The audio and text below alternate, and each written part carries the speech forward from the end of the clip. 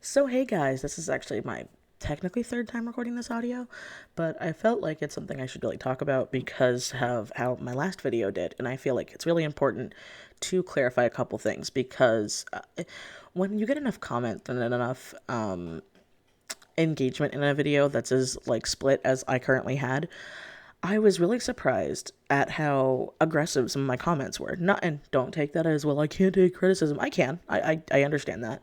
And I understood that there were some people that, have their heels in the sand. But after a nice person and I were DMing on Instagram, I'm not going to say anything. I'm not going to out them or anything. But we were having a very cordial conversation because they misunderstood as what I was saying as, like, being hateful and one-sided when I wasn't intending that to be the purpose, and I do apologize for that. I apologize for you guys that are coming here from that video.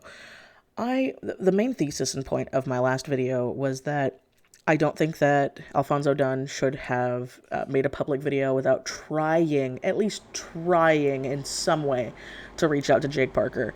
I don't think that making a public video on the matter when he isn't a small YouTube, don't think that is, like, wrong, because, like, I brought up numbers because Alfonso brought up numbers in his video, and I think that he could have gotten a little bit of leeway. And then if in all of those cases didn't work out, then he could have made his video with proper research and more things to go off of. Something as serious as plagiarism, especially in the publication world, is it's a serious issue. This is like a very, very serious issue. This isn't like internet drama. And I was trying to make that come across that I feel like I didn't agree with what Mr. Dunn was doing, and I didn't agree with Mr. Parker either. And I also want to make it clear, I'm not a Jake Parker fan. I don't know the man, but he's not on my list. I said earlier that I was working on an Inktober video. It wasn't going to be in a good light, so I want to keep that clear. But I felt like, well, if I make my Inktober video now with all of this stuff going on, I'm going to look like an idiot, so I really shouldn't make that video. I should talk about this. And after having this very cordial conversation with this person in DMs and stuff, it was a serious matter. We came to the conclusion that we were both misinterpreting each other's feelings. Because there's only so much you can convey over text, and we were able to talk it out privately in DMs like adults. I assume this person's an adult, so if not, and you're listening, hi. Don't worry, I'm not going to out you or anything or hurt you if it hurt your reputation, but we were able to talk cordially about this, and we went over, misinterpretations, and they brought up that they're like, well, it seemed like you were really one-sided on one thing, and that is my bad. If I came off that way, and again, from what I'm seeing, my video is mostly positive, at least at the time of recording this, but it is pretty divisive, and I feel like when it's that case, that's a bad on my part. Again, not that I can't take criticism, not that I don't take negativity, not that I don't like people having different opinions than me, because I do. I mean, if I lived in a, what's the word? When you live in like a... Hey, editing me. So I literally paused for like a minute straight trying to think of the word echo chamber. The word I was trying to say was echo chamber. Michelle, you were trying to think of the word echo chamber. I'm very sorry that you were struggling with this for like a minute straight because you couldn't remember the freaking word. Anyway, I apologize for that. My main thing was you shouldn't make something public like this when it's a serious legal matter that it could be until all the evidence is provided and or you've been ignored and denied. Because so far, it wasn't, and that wasn't the thing in the video. So, there's that. Another thing I'm doing with this video was this wasn't the original video that was going to go up today. Today was actually going to be a story time. I actually have them both edited and done and ready to go. So please comment when the video's done, obviously. Please comment down below which one you'd rather have, just so I know which one to post up on the weekend. Either my wedding was almost a disaster, or my first date was almost a disaster, because they're pretty funny story times and they're great. And whichever one wins or gets the most comments will be the one that goes up this weekend, and then that other one will go up sometime next week. Anyway, tangent aside, I'm also having an update video coming up because September's going to be an odd month for me, but October is going to be big. I feel like I should throw that out there before I get more in depth, even though I'm already 44 minutes into this video. So let's talk about just letting people do what they want to do. And I know that might sound like odd because I still don't know how I'm going to title this video yet, but I'm still seeing a lot of hate and a lot of stuff on Twitter and Instagram and stuff of people who have no idea what's going on and who just want to do Inktober because they think it's fun. And they're getting berated online for it. And I bring this up because 3 years ago, I didn't know who Jake Parker was. I didn't know a single dude made Inktober. I just knew artists do it everywhere, and it's something you do in October. And then I remember seeing like Drawtober, Kinktober, Witchtober, Goretober, Drawtober, all the other Tober challenges, just like Mermay or Magical May or whatever, where it became a thing where it's like the basic challenge was you draw something every day of the month to challenge yourself. And I'm seeing people who are berating and attacking people who just want to do a fun challenge, who have no idea what's going on, who don't care about art drama, who... And before you start commenting, well, they should care. Not exactly. No, this doesn't affect a lot of people. I know it sounds terrible, but for a lot of people out there, especially those of us who are artists who do art for, therapy, free time, a hobby. Art is my career, so I'm not going to say that it's the same for me, because it's not. But I remember a time when I'd have a very terrible day at work, or I'd have a terrible day at school, or terrible issues with friends, and I always had my art to go back on, and I loved doing like sketchbook challenges and doing things like that. And while I technically haven't finished in Inktober since like 2015, maybe 2016, it's been a long time. I loved doing them and being part of the community. And like I said, I didn't know a single person did it. And there are a lot of people out there who are going to do art challenges because they just want to do it. They don't care about the people behind it. They don't care about what's going on. They want to create art and make themselves happy and make other people happy and use a hashtag that at this point has become so big and immense that there are people who aren't going to know who Jake Parker is or Alfonso Dunn, because I didn't. I didn't know who Alfonso Dunn was before the drama I saw on Twitter. I didn't know that Jake Parker made Inktober until my friend told me about it 3 years ago, when he made it back in like 2008 or 9.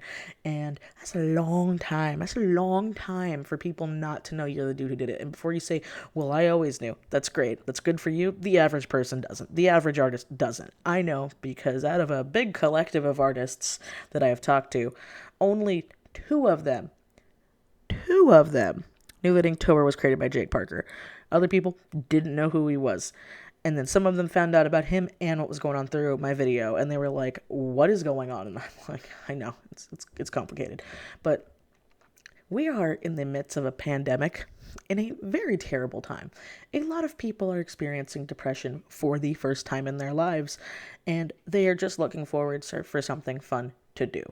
And if they want to do Inktober, and they don't care, and they're not a bad person. Obviously, there are people who are turning this into a race issue, and I think that if you're a racist, you're exempt from this. No, you're not allowed to be racist online and then just not have hate for that, because that's disgusting.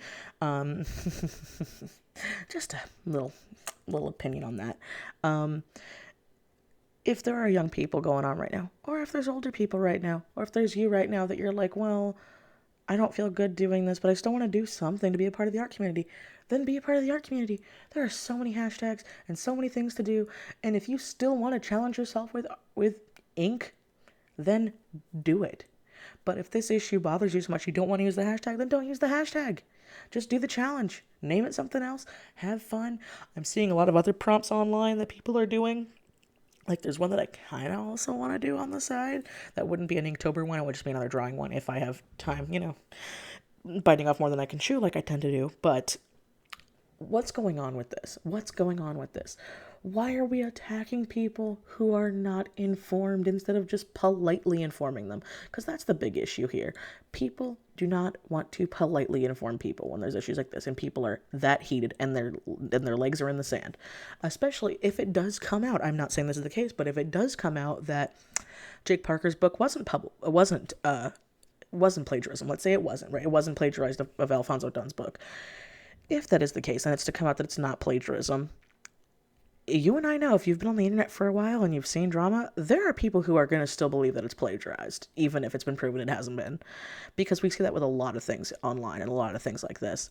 And for those people, you're allowed to have your opinions. I'm allowed to have mine. I'm allowed to have a voice, and you're allowed to critique that voice. I'm not negative against it, but when people start bringing up vile, disgusting things that have nothing to do with the topic and are very disgusting and hateful towards other human beings or other people, I don't agree with that. I don't like that. I don't like that, during a pandemic where a lot of people are experiencing depression for the first time or for the first time in years, and they want to just have something fun that they can, shut their brain off to and be a part of, and it brings them joy, to be beaten down when their joy is not affecting anyone or hurting others, because it's not. And don't try to, and do not, this is the one thing I will be stance on, do not try to debate in the comments, please, that if someone wants to do Inktober, that they're disgusting for, finger quote, supporting Jake Parker, when again, I'm not a fan of the guy. I think he's an asshole. I said that in my last video. But if you don't know who Jake Parker is, you're going to be like, who? Because that was me a few years ago when I was doing something like, oh yeah, it was created by Jake Parker. I'm like, who? Because there are people out there, even though he's got big numbers, he's got huge numbers out there. Don't know the guy. I didn't know Alfonso Dunn, and he's got a really big YouTube channel. You want to know a name I haven't heard of in a long time? Was Mark Crilly. Mark Crilly was a pretty big YouTuber back in the day, and like every artist I knew about Mark Crilly. But I remember talking to a random friend when I was in college. I'm like, oh yeah, I watch Mark Crilly's videos, and they were like, who? Because the internet is a very big, vast place, and not everybody's gonna know everybody. That's kind of how the world works. And that's how social media works. And if you want to inform someone, you need to do it civilly and politely. Like I said, unless they're being hurtful, ignorant, or evil, then in that case, they're opening the door. But if they're just someone having fun and using a hashtag, don't be an asshole. Bottom line, let the people enjoy little things that bring them joy in this terrible time period we're living in. And this goes to any art topic or anything like that. If they're not hurting people, or they're not financially damaging people, or they're not causing hate in their artwork, or any other sort of types of like tongue twister, or any other kind of discrimination or hurtful or hate speech, then let them just create and have fun, okay? Let's have a good time. October's coming right around. Let's all enjoy the spoopy, scary skeletons and the pumpkin spice lattes, and just enjoy the memery that is around this time, because this is a terrible year. 2020 sucks, and any joy people can get out from any little bits of serotonin in their brain and dopamine, I feel like they should. So, there's my opinion on that. Hopefully that makes sense.